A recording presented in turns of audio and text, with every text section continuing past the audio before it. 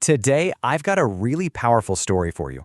It's about what it truly takes to create something that lasts.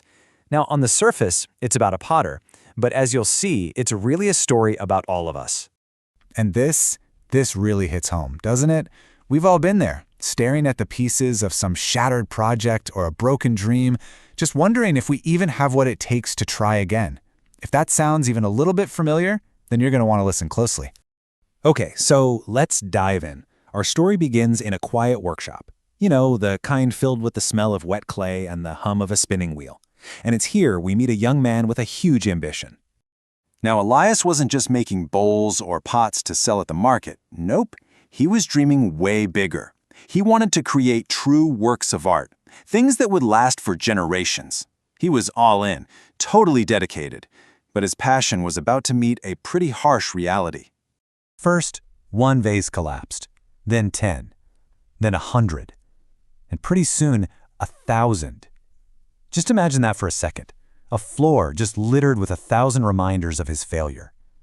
Every single shard was like a testament to his struggle, a symbol of a dream that just refused to take shape. And this wasn't happening in a vacuum. His failure wasn't private. People in town started to talk, to whisper, that maybe, just maybe, he didn't have the gift. And as his friends were out celebrating their own successes, Elias just felt more and more alone, surrounded only by his broken pieces.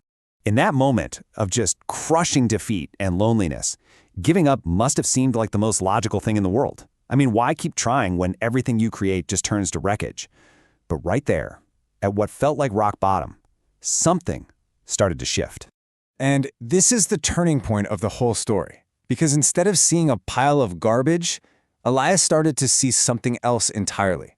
He began to look for the lesson hidden inside all that loss. He completely reframed his entire perspective. It wasn't that he'd lost 1,000 vases, it was that he'd gained 1,000 lessons.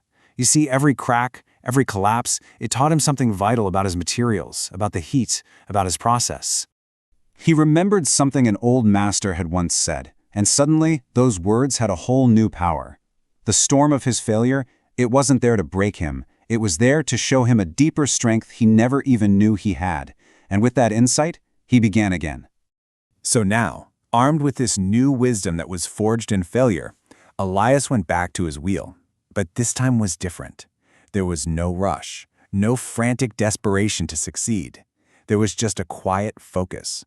He developed this new, disciplined rhythm. One spin of the wheel, one steady breath, one deliberate step forward. He finally understood that it wasn't about some giant leap, it was just about consistent, mindful progress. And this really gets to the core of his comeback. The world had stopped watching, right? The whispers had faded.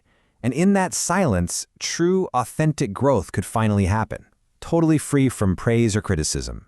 He just kept working this way for months. The seasons changed outside his window, and then, one morning, it happened. His hands, now guided by 1,000 lessons, moved with this calm confidence. The clay rose, it held its shape, and it became the masterpiece he had always dreamed of creating. So why does any of this matter? Because this story, it isn't just about a potter. It's about you. It's about that project you're struggling with right now, or that skill you're trying so hard to learn, or that dream that just feels a little bit out of reach. This right here makes such a crucial distinction. On the left, you see what you have. You know, things like a project, a specific job, a particular outcome. Those things can absolutely be lost. But on the right, you see who you are. Your inner strength, your resilience, your ability to get back up and rebuild. That is untouchable. So this is the path. Think of it this way. Those setbacks weren't you failing. They were your dream growing deeper roots. Remember that slow progress is still progress. Any step forward is a win. You don't need anyone's praise to keep going, and you definitely don't need speed to succeed. I really want you to let that sink in.